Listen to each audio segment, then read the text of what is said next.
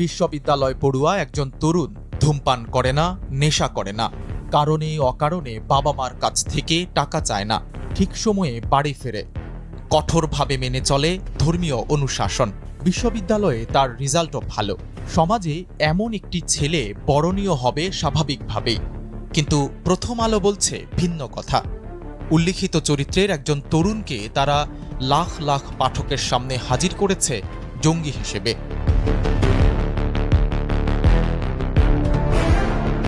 বাংলাদেশে আওয়ামী শাসনের গত ১৫ বছরে জঙ্গি নাটক সাজিয়ে অনেক নিরপরাধ মানুষকে ফাঁসিয়ে দেওয়া হয়েছে নির্মমভাবে। আইনশৃঙ্খলা রক্ষাকারী বাহিনীর সরাসরি তত্ত্বাবধানে এসব নাটক মঞ্চস্থ হতো। তাতে মারা পড়ত ধর্মপ্রেমী সাধারণ মানুষ। আর এসব নাটককে উদ্দেশ্য প্রণোদিতভাবে প্রচার করত প্রথম আলো। সংবাদের পাশাপাশি থাকত মন্তব্য, প্রতিবেদন আর বিশেষজ্ঞ কলাম। হাসিনা সরকারের পতনের পর গণমাধ্যমের অনুসন্ধানে বেরিয়ে আসছে জঙ্গি নাটকের পিলে চমকানো সব তথ্য।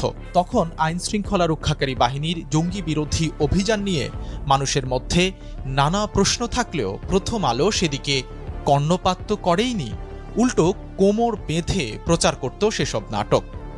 আপনার সন্তান জঙ্গি হচ্ছে না তো, এমন শিরোনামে প্রকাশিত লেখায় প্রথম আলোর উদ্দেশ্য বুঝতে মোটেও বেগ পেতে হয় না।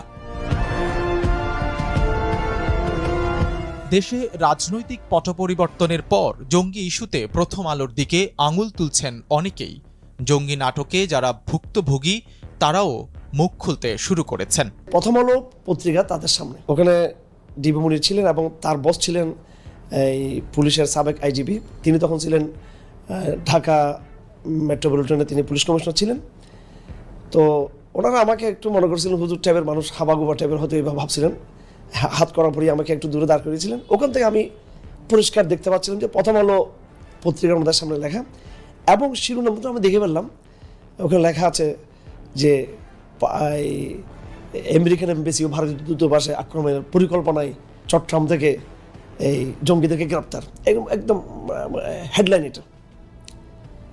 তো এরপর ধারাবাহিক যে ঘটনা ঘটলো, এই আমাকে রাতের গভীরে জিজ্ঞাসাবাদ করা হতো, বিভিন্ন সম্বন্ধে নিয়ে জিজ্ঞাসাবাদ করা হতো। আমার সাথে আমার স্কুলের আরও 2জন টিচার ছিলেন, কখনো সম্মিলিত, কখনো একা একা আমাদেরকে জিজ্ঞাসাবাদ করা হতো। আমার সাথে যেটা করছে সেটা আমি দেখছি যে ওনারা বিভিন্ন জিজ্ঞাসাবাদের সময় বিভিন্ন মিডিয়ার সাথে তারা ফোনে আলাপ করে। শুধু জঙ্গি নাটকে অংশগ্রহণ নয়, ইসলাম ও মুসলমানকে খাটো করে দেখানোর চেষ্টা করে প্রথম আলো।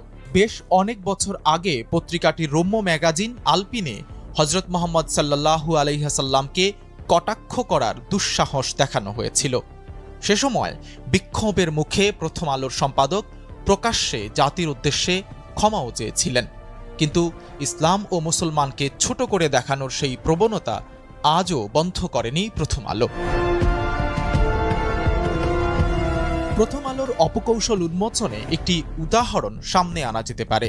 বন্যার্তদের সাহায্য করার জন্য কিছুদিন আগে ঢাকা বিশ্ববিদ্যালয়ের টিএসসিতে শিক্ষার্থীদের উদ্যোগে যে ত্রাণ উত্তোলন কার্যক্রম পরিচালিত হয়েছে, সে ব্যাপারে প্রায় 10টি রিপোর্ট প্রকাশ করেছে প্রথম আলো। উল্টো দিকে আলেম ওলামা, বিশেষ করে আসসুন্নাহ ফাউন্ডেশনের উদ্যোগে অন্তত 20 গুণ টাকা উত্তোলন হলেও তা নিয়ে একটি রিপোর্টও প্রকাশ করেনি প্রথম আলো।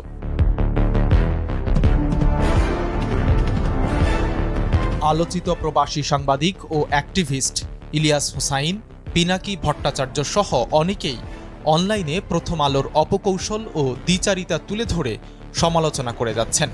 এরপর বাংলাদেশের জনগণ ও তৌহিদি জনতা সহ বিভিন্ন ব্যানারে শত শত মানুষ একত্রিত হয়ে প্রথম আলোর সামনে বিক্ষোভ প্রদর্শন করে। তারা পত্রিকাটির সম্পাদকের পদত্যাগ ও বিচার দাবি করেছেন।